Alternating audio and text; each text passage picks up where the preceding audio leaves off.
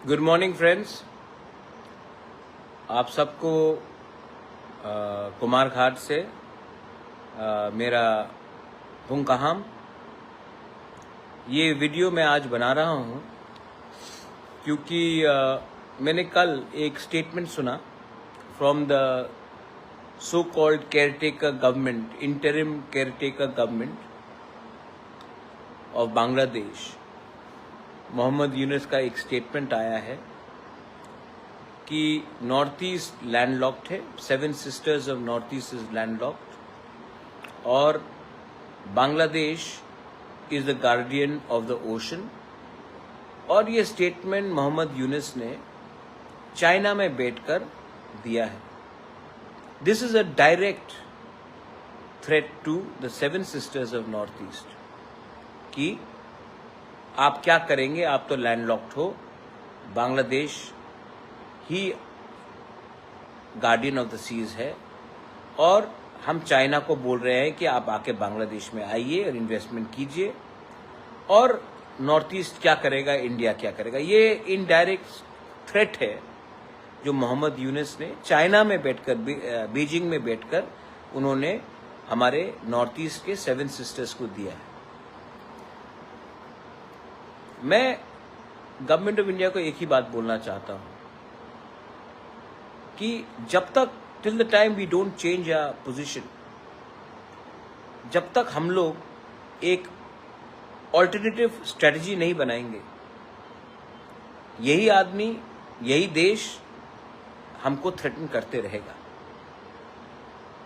और if you want to engage with your neighbours, do it, but do it from a position of strength.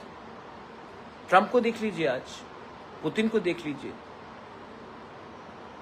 आज वो लोग जब बात करते हैं अपने पड़ोसी से ना, तो they talk from a position of strength. India अभी भी मैनेज करने की कोशिश कर रहा है ये इंटरिम गवर्नमेंट।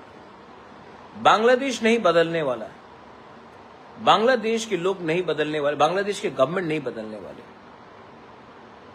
हमको लगता है कि बांग्लादेश हमारा दोस्त था, गलत बात। हमारा दोस्त बांग्लादेश में एक परिवार था, शेख मुजीबुर रहमान का परिवार था। आज उनका बेटी इंडिया में असाइलम में है। मोहम्मद यूनुस जाके कहता है इंडिया को कि आप शेख हसीना को वापस कीजिए, कि वहां में वो एक नकली सा ट्रायल लगाए और शेख हसीना को फांसी में लगाए। वही आदमी चाइना जाकर हमको, नॉर्थ ईस्ट को, 7 सिस्टर्स को धमकी देता है, कहता है कि हम लोग लैंडलॉक्ड, हम लोग क्या करेंगे। चाइना को बोलता कि आइए बांग्लादेश में। तो गवर्नमेंट ऑफ इंडिया को भी अब विचार करना पड़ेगा, कब तक चुप रहेंगे।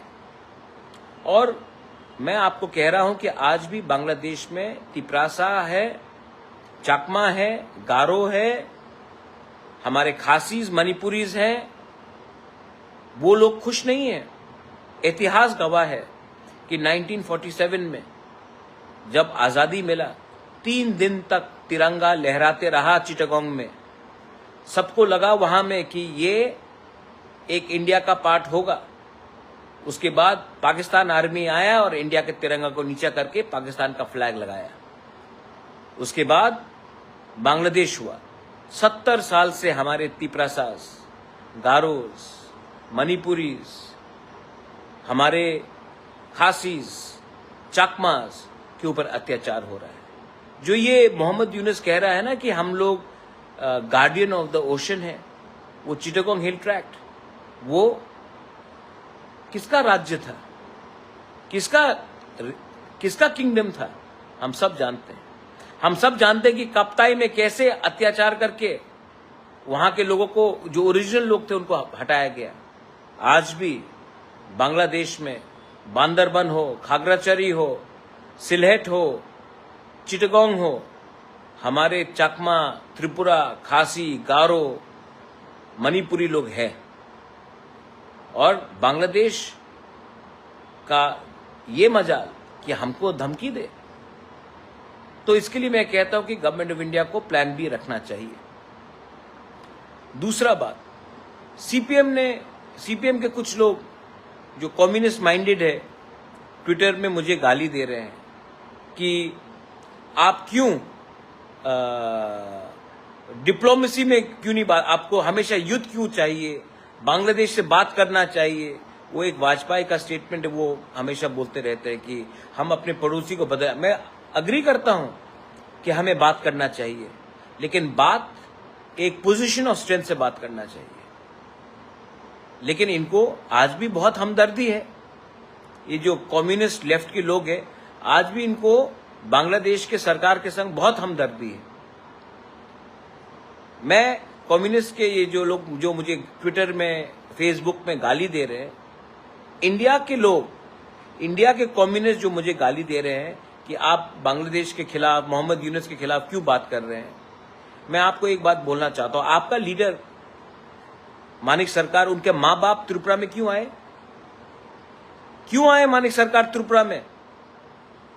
उनको, उनके मां बाप को धमकी देकर प्रॉपर्टी लेकर उनको बांग्लादेश से हटाया गया, निकाल दिया गया, उनके ऊपर अत्याचार हुआ। इसी के लिए आज मानिक सरकार के मां बाप लोग इंडिया आए। आज आपको उसी देश से इतना हमदर्दी है जिसने आपके ऊपर अत्याचार किया। अरे भाई, बांग्लादेश इतने जल्दी बदलने नहीं वाला। आप भूल गए नोआखाली में क्या हुआ, आप भूल गए हमारे ब्राह्मणबाड़ी में क्या हुआ, कुमिल्ला में क्या हुआ, सिलहेट में क्या हुआ, 46 में क्या हुआ, 57 में क्या हुआ, 65 में क्या हुआ, 80s में क्या हुआ, 90s में क्या हुआ, आज भी क्या हो रहा है। ये क्या है आपके ऊपर? क्या प्यार है आपके ऊपर बांग्लादेशी के ऊपर? आप जाकर अपने लीडर से खुद पूछ लीजिए कि क्या हुआ था उनके साथ, उनके मां बाप के साथ, कि उनको त्रिपुरा में आकर आज जगह मिला। भूलिए मत, इतिहास गवाह है कि ये लोग बदलने वाले नहीं हैं। I asked the government of India that they are threatening us with a chicken's neck connecting to India, landlocked towards Bangladesh. Mohammed Yunus' statement is very dangerous for the northeast of India. Mohammed Yunus inviting China to come to Bangladesh and then referring to northeast in China is very dangerous. Don't take his threat lightly. We have to react, and we have to do it with strength, with integrity, and we as Tiprasas, हम लोग ready हैं। आज भी अगर मैं बांग्लादेश में बात करूं तो मेरे तिपरासा लोग मेरे साथ खड़ा है फाइट करने के लिए, अधिकार के लिए। आप ऑर्डर तो दीजिए, आप इशारा तो कीजिए, हम लोग रेडी हैं।